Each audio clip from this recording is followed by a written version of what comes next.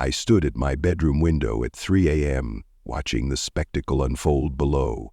In the dim glow of the streetlights, our HOA president Barbara, whom everyone called Karen behind her back, stood ankle-deep in muddy water, her designer pantsuit soaked to the knees. Her precious white Lexus was partially submerged in what had once been her immaculate driveway, now transformed into a miniature lake. The water rushed around her, its muddy fingers stretching to reach the manicured lawns and pristine driveways of her staunchest supporters in the neighborhood association. Barbara's mouth was open in a silent scream that couldn't reach me through the double-paned windows and the constant drum of rain on the roof. I took a sip of my tea and felt the corner of my mouth twitch upward. The storm had delivered more water than even Karen had anticipated, hadn't it? Funny how nature's designs could outmaneuver man-made rules. Where are you watching this unfold from? Comment below to let me know if you've ever dealt with an unreasonable HOA yourself. Lightning cracked across the sky, illuminating her furious face for a split second. She was looking directly at my house, and I stepped back from the window instinctively. I doubt she could see me in the darkness, but her rage seemed to slice through the night with laser precision. I'd been expecting this confrontation for months, ever since she first set her sights on my orchard, but I hadn't expected it to culminate in this biblical scene with half the neighborhood underwater and Karen standing in the middle of it all like some vengeful, waterlogged deity whose powers had backfired. I took another sip of my tea, savoring the warmth that spread through my chest. "You should have left my trees alone, Barbara," I whispered to the window. Outside, the rain continued to fall. My orchard was the product of 7 years of hard work. When I purchased this house, the backyard was nothing but patchy grass and stubborn clay soil. The previous owners had never bothered to do anything with the half-acre that stretched beyond their patio, but I saw potential. A canvas where I could create something beautiful and productive. Weekend by weekend, I amended the soil, installed irrigation, and planted saplings, apple, pear, plum, and cherry trees arranged in neat rows. I added blueberry bushes along the perimeter and raspberry canes that climbed trellises I built with my own hands. The neighbors would stop by during my early years of planting, curious about the transformation. I'd share my plans enthusiastically, and once the trees started bearing fruit, I'd leave baskets on doorsteps around the neighborhood, a small way to connect with the community and share the bounty that gave me so much joy. "This is why I bought a house outside the city," I explained to my sister during one of her visits, "to have space to grow things, to watch life emerge from the ground I tend." She nodded, plucking a ripe plum from a branch and biting into it. The juice ran down her chin and she closed her eyes in appreciation. "Worth every backache and blister," I told her, and I meant it. The orchard was my sanctuary, my therapy, my pride. I'd spent countless hours pruning, mulching, fertilizing, and harvesting. Each tree had its own personality and needs, and I knew them all intimately. When people asked if I had children, I'd joke that I had 47 of them, all photosynthesizing. It wasn't that I didn't want human children, it just hadn't happened for me yet. In the meantime, my trees were enough. They gave me purpose and joy. When Barbara Mitchell moved into the neighborhood and quickly campaigned for the position of HOA president, I didn't pay much attention. Our community's homeowners association had always been relatively hands-off, a group that organized the annual block party and gently reminded folks to bring their trash cans in promptly. The previous president, an elderly gentleman named Frank, had served for 15 years and was beloved for his light touch and common-sense approach. "Live and let live, so long as you're not hurting anybody," was his motto. When his health began to decline, he decided to step down, opening the door for Barbara's ambitions. She arrived with a binder full of improvement proposals and promises to increase property values through standardization and rule enforcement. Most people didn't bother to attend the HOA meetings, so she won by default, with only 12 votes cast in total. Within weeks, the neighborhood began to change. New rules appeared in mailboxes. Hedges could be no taller than 4 feet. House paint had to be chosen from an approved color palette. Holiday decorations could only be displayed 2 weeks before and must be removed 3 days after any given holiday. Violations earned written warnings, followed by fines that escalated with each subsequent offense. Some neighbors complied immediately, not wanting to rock the boat. Others pushed back, but Barbara was relentless. She'd arrive at your door with clipboard in hand, reciting bylaws as if they were religious scripture. She referred to herself as the board, even though she made most decisions unilaterally, only consulting her 2 closest allies, Diane and Roger, when she needed backup. The 3 of them would walk the neighborhood each Sunday after church, noting infractions and discussing problem properties in carrying voices. Our first direct confrontation happened in early June. I was harvesting strawberries when a shadow fell across the patch. Looking up, I found Barbara standing at the edge of my garden, her lips pursed in disapproval. "Mr. Calloway," she began, not bothering with a greeting, "the board has received complaints about your agricultural activities." I stood, brushing dirt from my knees, and offered her a strawberry. She ignored my outstretched hand. "This is a residential neighborhood, not a farm," she continued. Section 8. Paragraph 3 of the covenants clearly states that vegetable gardens must be confined to the rear of the property and cannot exceed 100 square feet.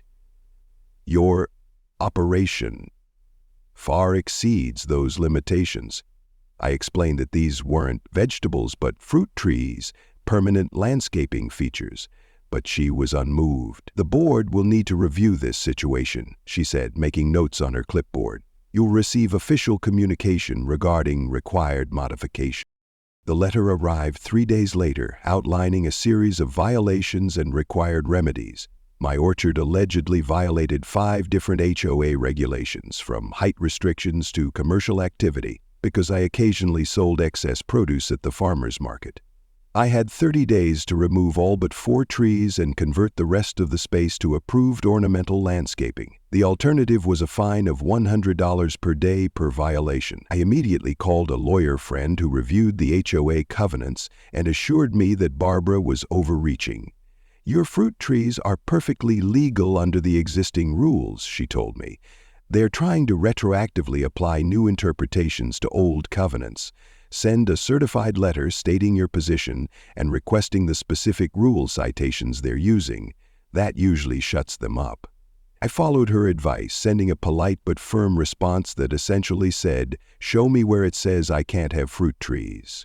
Barbara's reply was to schedule an emergency meeting of the HOA board. At that meeting, attended by only 11 homeowners, including myself, Barbara proposed an amendment to the landscaping guidelines that would specifically prohibit agricultural plantings exceeding 200 square feet. When I pointed out that such a change couldn't be applied retroactively to existing plantings, she smiled tightly and said, "The board has determined that your orchard constitutes a nuisance under Section 12, which gives us authority to demand remediation regardless of when it was installed." I looked around the room, hoping for support, but most attendees avoided eye contact. Only Mrs. Abernathy, who'd lived in the neighborhood for 30 years, spoke up. "I think Michael's orchard is lovely," she said softly, "and the plums he brings me every summer are the highlight of my year." Barbara's smile never faltered. "Personal preferences don't override community standards, Eleanor," she replied. "We'll be taking a vote now." The amendment passed 7-4, with Barbara, Diane, Roger, and 4 others who'd never spoken to me raising their hands in favor. I left the meeting seething. The injustice of it burned in my chest. These trees were my passion, my solace. They harmed no one and brought beauty and bounty to the neighborhood. Now this woman who'd lived here less than a year wanted to tear them out because they didn't fit her vision of suburban conformity. I wouldn't accept it. That night, I sent emails to every lawyer in town who specialized in property disputes, determined to fight. But as the responses trickled in, my hope dimmed. Most agreed that while Barbara was being unreasonable, HOAs have considerable legal power, and fighting them is expensive and often futile. You could spend $20,000 on legal fees and still lose, one wrote bluntly. HOAs are notoriously difficult to challenge in court. I sat on my patio that evening looking out at my beloved trees and felt something I hadn't experienced in years: helplessness. The orchard that had sustained me through divorce, career setbacks, and my father's death was now threatened, and I seemed powerless to protect it. July brought record heat and no rain. I spent evenings with hoses and sprinklers trying to keep my orchard alive during the drought. The water bill climbed, but I couldn't bear to lose even one tree to the unrelenting sun. One evening, as I adjusted a sprinkler head, a voice called from the fence line, "That's quite a water bill you must be racking up." I turned to find Roger, Barbara's right-hand man, watching me with undisguised contempt. "Just doing what's necessary," I replied, not wanting to engage. He leaned on the fence. "Barbara's concerned about water conservation. Says individual homeowners shouldn't use excessive resources for personal projects.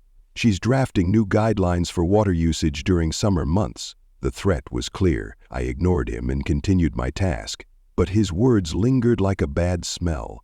Later that week, a community water conservation notice appeared in all mailboxes, limiting irrigation to 2 days per week, 30 minutes per zone. It wasn't enough to keep an orchard alive in this heat. I knew it, and Barbara knew it. Then came the watershed moment, literally. I arrived home from work one afternoon to find a small excavation crew at the empty lot adjacent to my property, which the HOA maintained as a green space. Barbara stood nearby, gesturing emphatically as a man with a clipboard nodded. When I approached to inquire, she gave me a smile that didn't reach her eyes. "Drainage improvement project," she explained with artificial brightness. "The board approved it last week. We're installing a runoff channel to address water pooling in the green space." I frowned, looking at the path the trench would take. "That's going to direct water right into my orchard," I pointed out. The man with the clipboard, introduced as Tom from Valley Excavation, looked uncomfortable. "The water follows the natural grade," he said, not meeting my eyes. "We're just enhancing the existing flow pattern." Barbara's smile widened. "I'm sure you'll manage," she said, patting my arm condescendingly. "You're so good with plants." I spent that evening researching drainage law and making frantic calls. By morning, I'd learned that while I might have grounds to object, any legal action would take months, by which time the damage would be done. The trench was completed in 2 days, a 3-foot-wide channel lined with river rock that curved from the green space directly toward the lowest corner of my property. It remained dry for exactly 1 week. Then came an unseasonable downpour, the kind of summer storm that drops 3 inches in an hour. I watched from my kitchen window as water filled the new channel and rushed toward my land like a miniature river. By morning, 6 of my youngest trees stood in muddy pools, their roots drowning. 2 would eventually die despite my efforts to save them. When I confronted Barbara at the next HOA meeting, she expressed insincere regret. "The engineers assured us this was the optimal drainage solution," she said, a hint of satisfaction in her eyes. "Perhaps you should consider raising the grade in your yard. Of course, you'd need board approval for any significant landscaping changes." The trench was only the beginning. Over the next few weeks, I received citations for everything from excessive vegetation to unauthorized structures, my trellises. Each came with a fine and a demand for immediate correction. When I installed French drains to try to redirect the water from Barbara's trench, I received a violation notice for unauthorized excavation. When I placed hay bales as a temporary barrier, I was cited for unsightly materials visible from common areas. It became clear that this wasn't about rules. It was personal. Barbara had decided my orchard had to go, and she was using every tool at her disposal to make it happen. The financial burden of the fines began to weigh on me. The emotional toll was even heavier. I'd come home from work and head straight to the orchard to assess new damage, repair what I could, and comfort my struggling trees like they were ailing children. Some nights I'd sit among them in the dark, exhausted and defeated, wondering how much longer I could hold out against Barbara's campaign. My neighbors were sympathetic but largely unwilling to get involved. "Barbara's ruthless," Mrs. Abernathy told me one afternoon when she brought over cookies.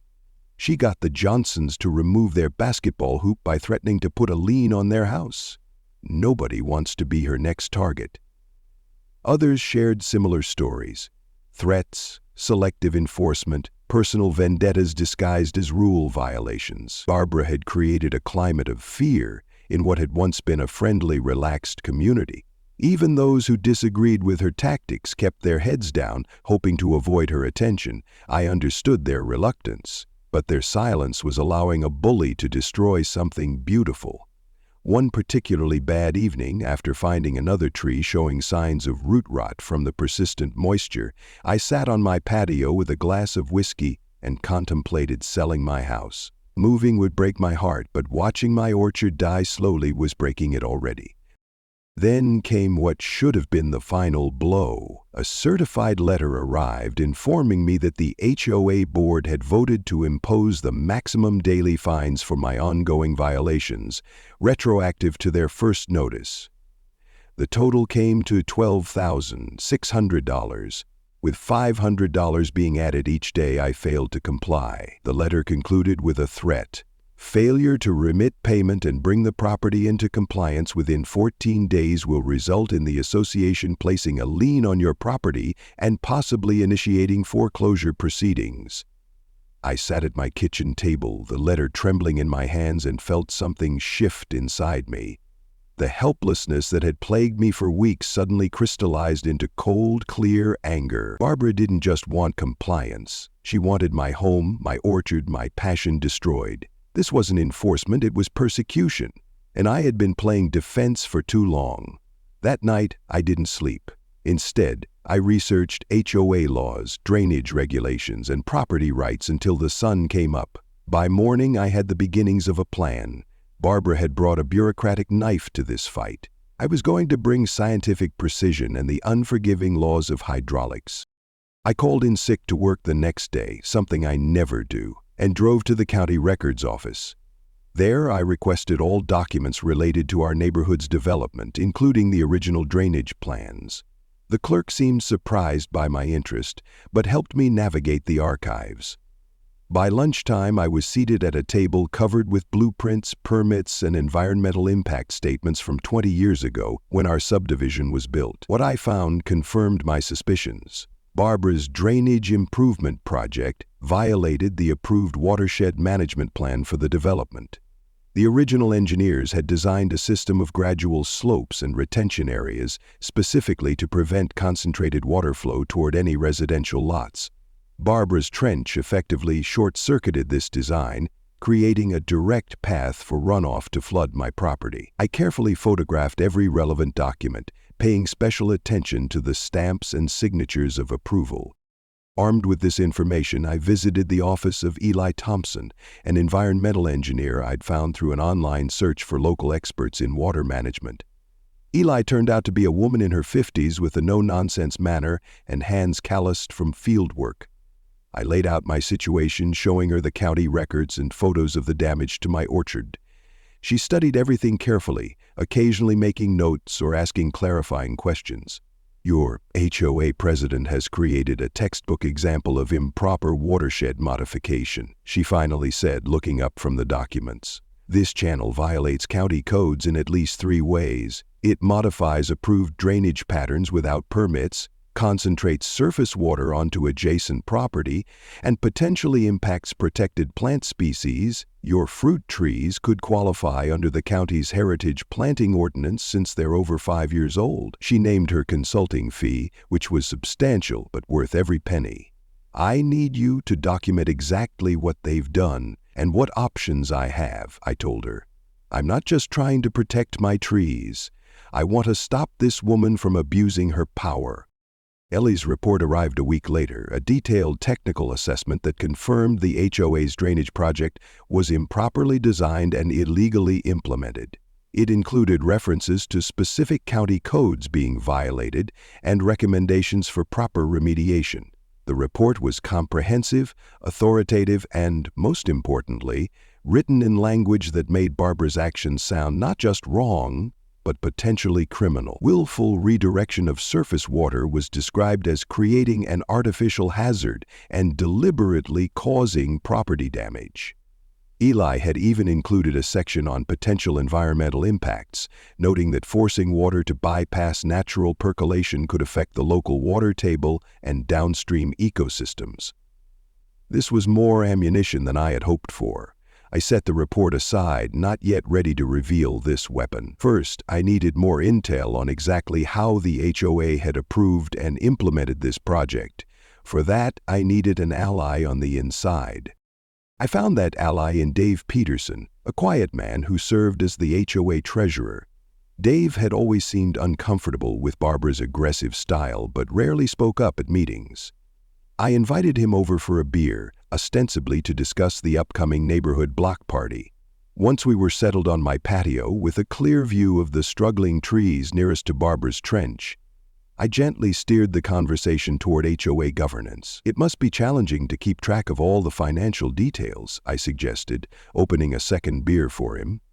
Dave sighed, relaxing slightly. You have no idea. Barbara pushes through expenses without proper documentation. Half the time I'm scrambling to legitimize spending that's already happened. I nodded sympathetically, letting him vent. Eventually he mentioned the drainage project specifically. That was a mess. No competitive bids, no proper approval process. She had Roger and Diane sign off on it during an emergency session that wasn't even properly noticed to the board. I only found out when the invoice hit my inbox. This was exactly what I needed.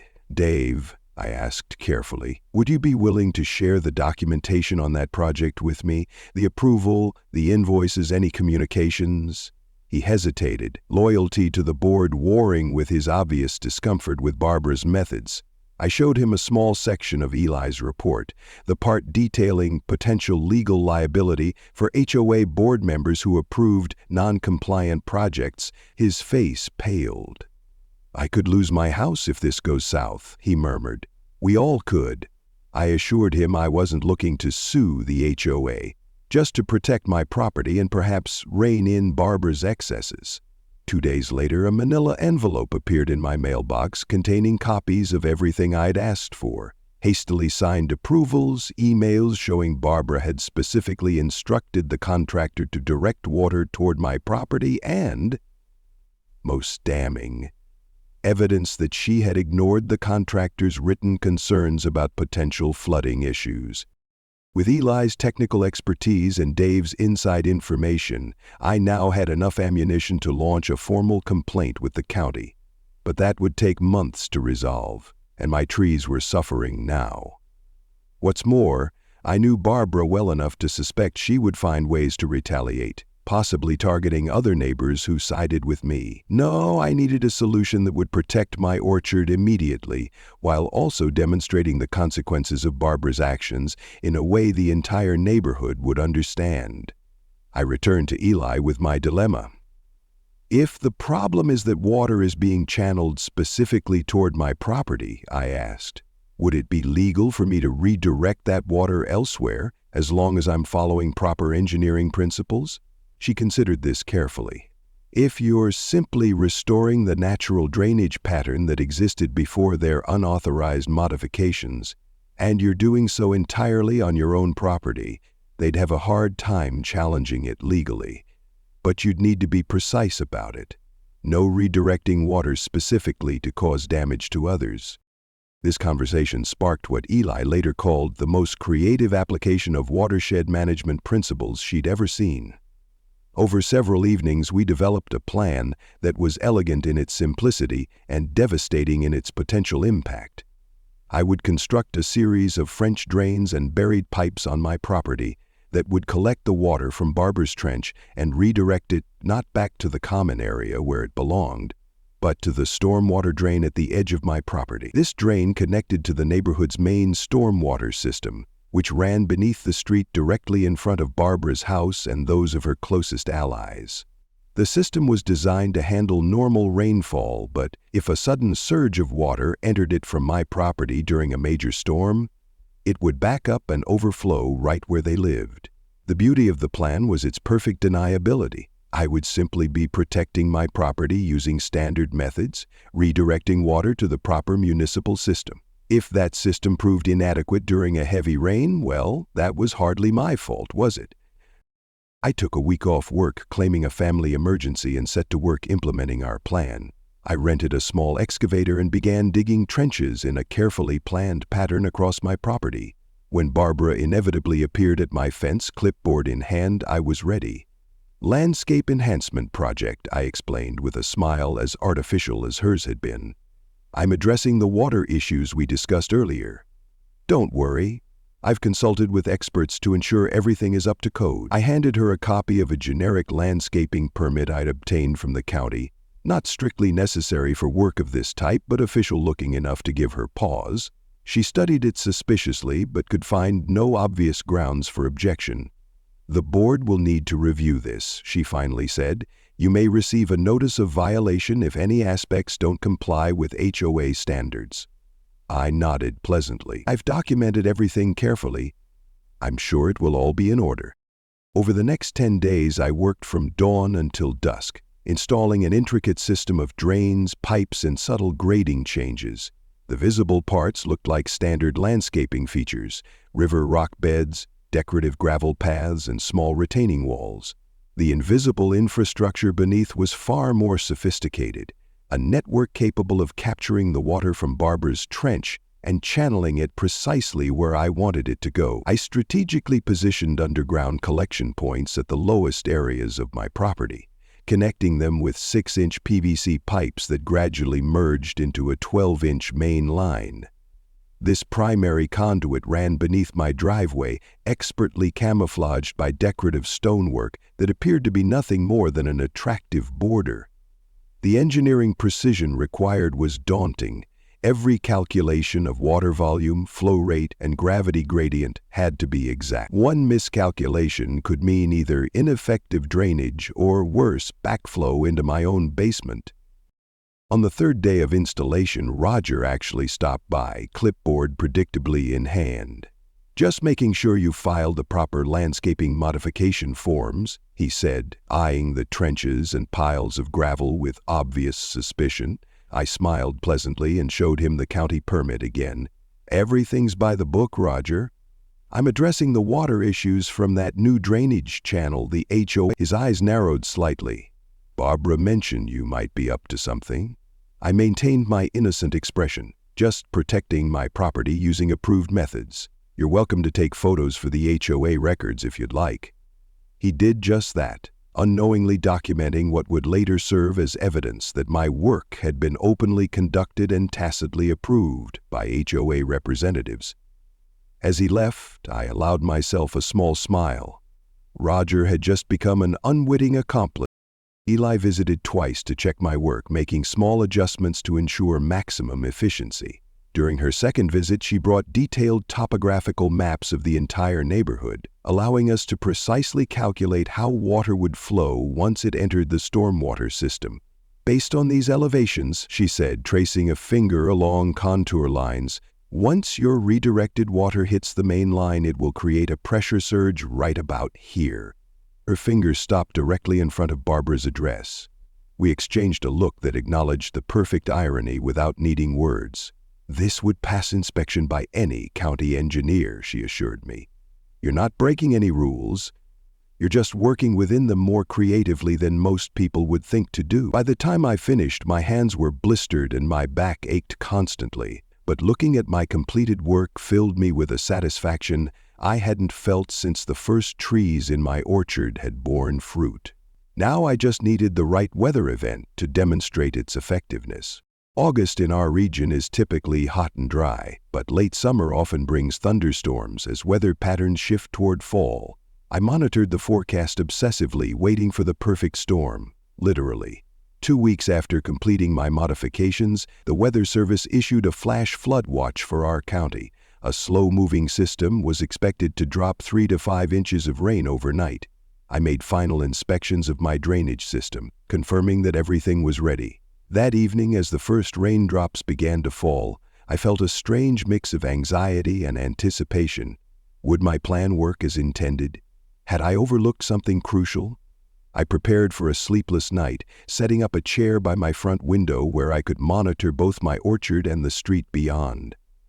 As darkness fell, the rain intensified, drumming on the roof and cascading from the gutters. Barbara's trench filled quickly, water rushing toward my property as it had during previous storms. But this time, instead of pooling around my precious trees, it disappeared into my carefully constructed system, flowing exactly where I had designed it to go. By midnight, the storm had intensified beyond even the Weather Service's predictions. Lightning flashed continuously, thunder shook the windows, and the rain fell in sheets so dense I could barely see across my front yard. My drainage system was performing perfectly. Almost too perfectly. The volume of water being redirected was greater than I had anticipated, and I began to worry about potential unintended consequences. Around 1 a.m., I heard the first distant shouts. Peering through the rain-lashed window, I could make out activity down the street, near Barbara's house. Emergency lights flashed as people moved about in yellow rain slickers. I pulled on my own raincoat and boots and ventured outside, telling myself I needed to check on my orchard, but knowing I was really going to witness the results of my handiwork. The scene that greeted me was beyond my expectations. Water had backed up from the stormwater drain exactly as planned, but the volume was far greater than I had calculated. Barbara's street had become a rushing river at least 8 inches deep, with water pouring into the lower-lying yards and driveways. Barbara's pristine white Lexus sat in her driveway, water reaching halfway up its wheels. As I watched, trying to maintain a concerned expression rather than the vindication I actually felt, the water continued to rise. Neighbors were frantically moving cars to higher ground and placing sandbags around doors. Emergency vehicles had arrived, their lights painting the scene in surreal flashes of red and blue. And in the middle of it all stood Barbara, still in her business clothes despite the hour, shouting orders that were lost in the noise of the storm and the chaos of the response. I waded cautiously down the street, ostensibly to offer assistance. Barbara spotted me and immediately changed course, splashing through the water with remarkable speed for someone in sodden designer shoes. "You," she sputtered, water dripping from her perfectly highlighted hair. "You did this. I know you did this." I adopted an expression of innocent confusion. "Did what, Barbara? Called the rain?" "I'm just checking if anyone needs help." Her face contorted with fury. Your landscaping project. It's diverting water into the storm drains and flooding the street." I raised my eyebrows. "I simply protected my property from the water your unauthorized trench was directing at my orchard. Everything I did is on my property and up to code. If the storm drainage system can't handle the runoff, perhaps you should speak to the county about infrastructure improvements." Our confrontation was interrupted by a crash and shouts from Barbara's driveway. The water had risen further, and her Lexus was now floating, having broken free from its parking brake. We watched as it drifted sideways, colliding gently with her husband's SUV before coming to rest against a decorative boulder she had recently installed. Against HOA regulations, I might add, at the edge of her immaculately landscaped front yard, Barbara made a sound somewhere between a gasp and a scream. "My car! Do something!" I looked around pointedly at the chaotic scene. "What exactly would you suggest, Barbara? The emergency services seem a bit occupied at the moment." She whirled on me, rain plastering her hair to her scalp. "This is deliberate sabotage. I'll sue you for every penny you have." I smiled calmly, despite the rain soaking through my jacket. "I've documented everything, Barbara. My drainage modifications are fully compliant with county regulations. Your trench, on the other hand," I let the sentence hang meaningfully. By 3 a.m., the scene had reached its peak. 6 houses, all belonging to Barbara's inner circle of HOA supporters, were taking on water in their basements or ground floors. The street remained submerged under nearly a foot of swirling, debris-filled water.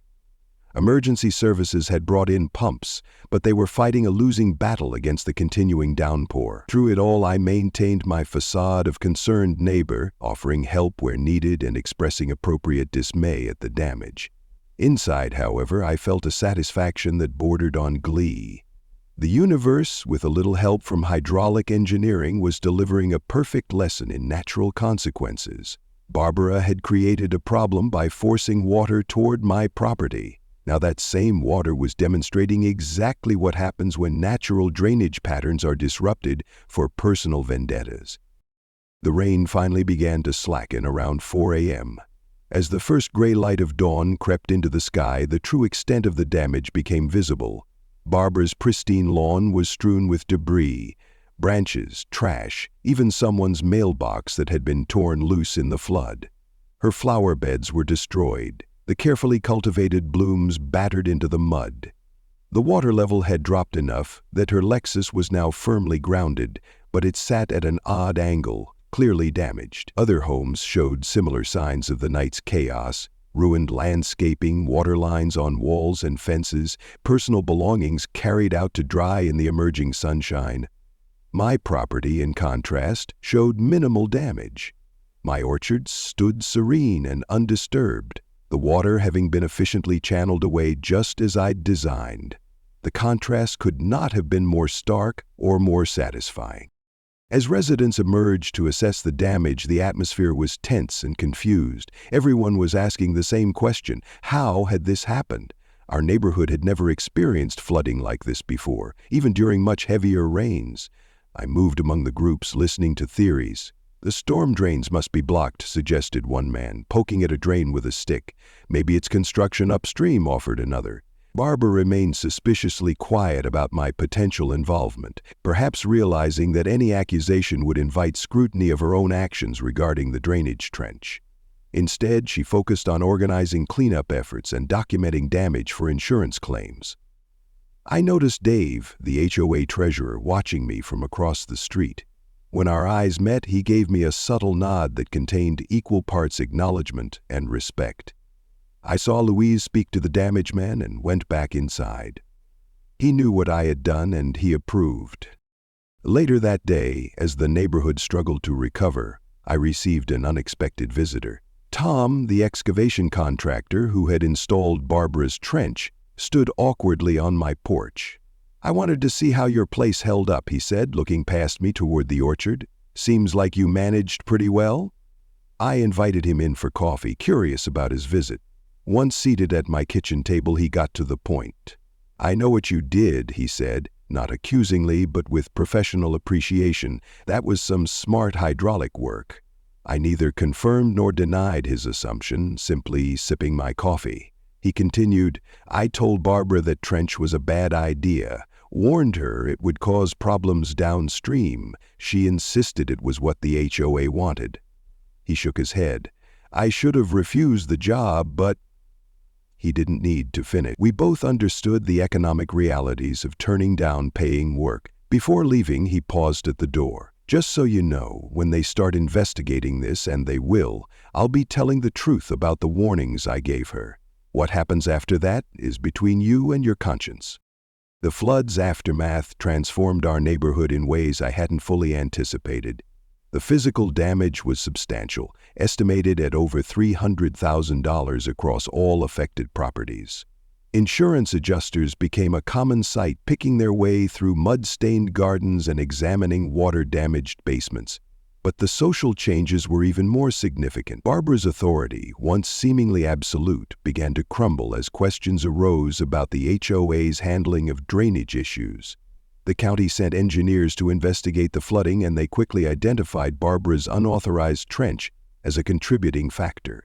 When confronted with this assessment, Barbara attempted to shift blame to the contractor, claiming he had failed to follow proper specifications. This backfired spectacularly when Tom produced emails showing she had insisted on the design despite his written warnings about potential flooding risks. An emergency HOA meeting was called the following week. The community center room was packed, with residents spilling into the hallway.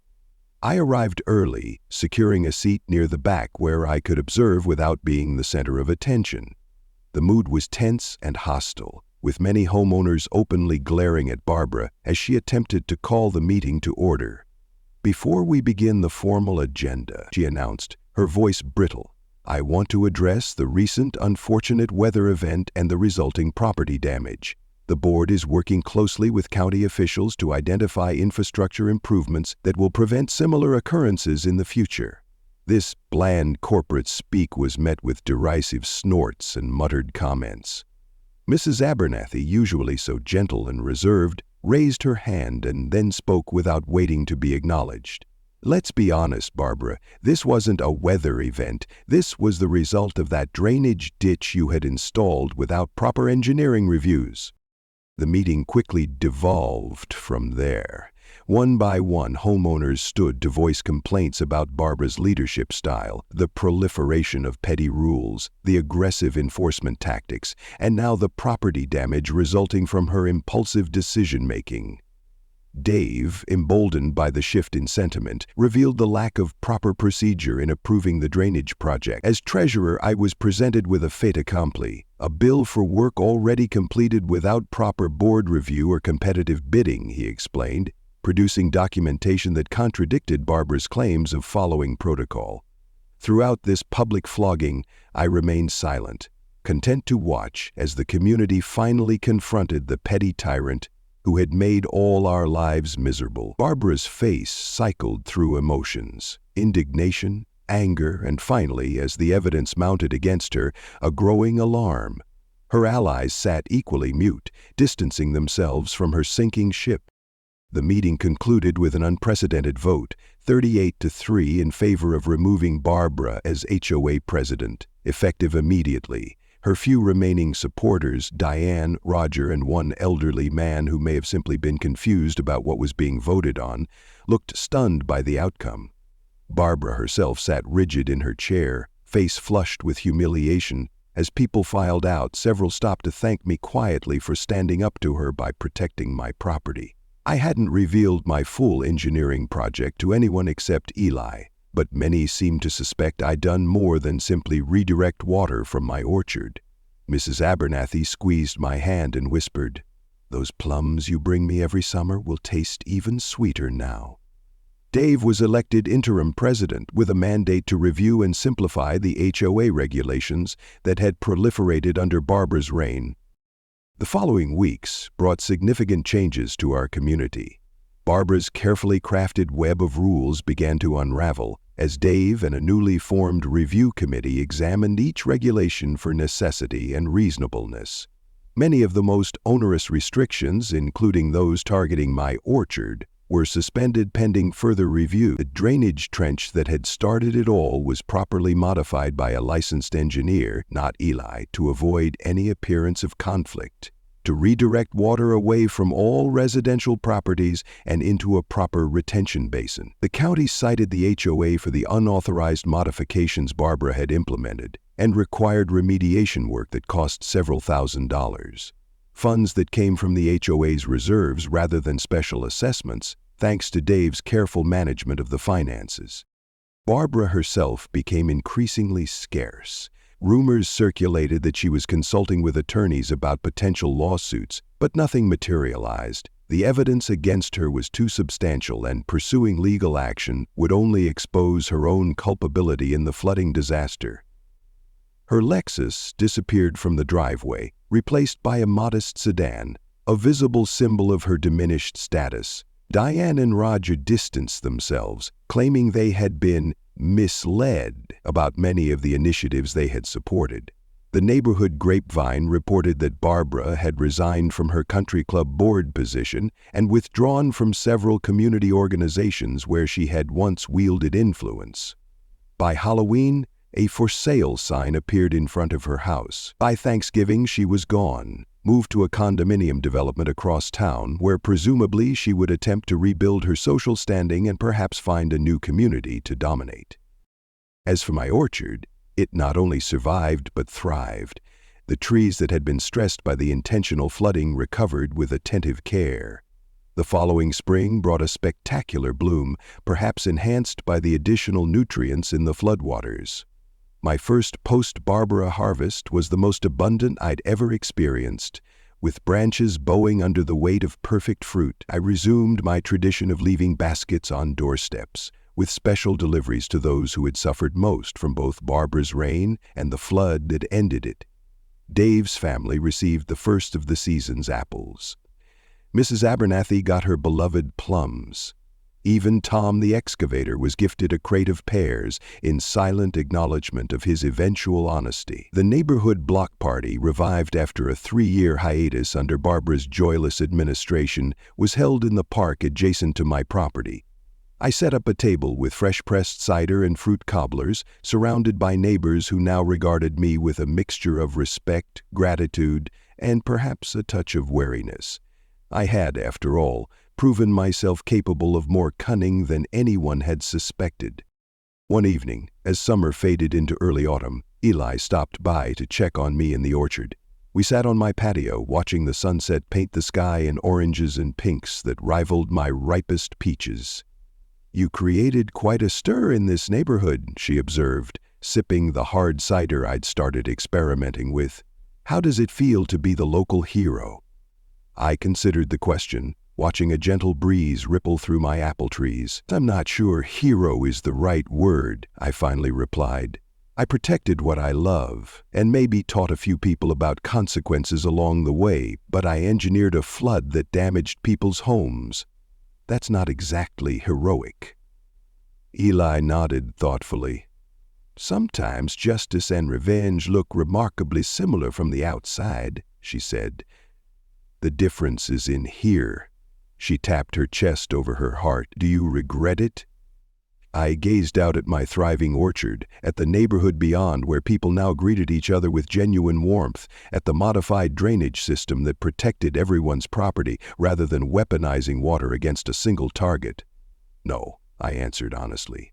"I don't regret the outcome, but I do regret that it came to that." The new HOA, under Dave's thoughtful leadership, adopted a hands-off approach that harkened back to Frank's days. Reasonable standards were maintained. No one wanted junk cars on blocks or neon purple houses, but the micromanagement of personal property ended. My orchard received official designation as a neighborhood agricultural amenity, exempting it from most landscaping restrictions.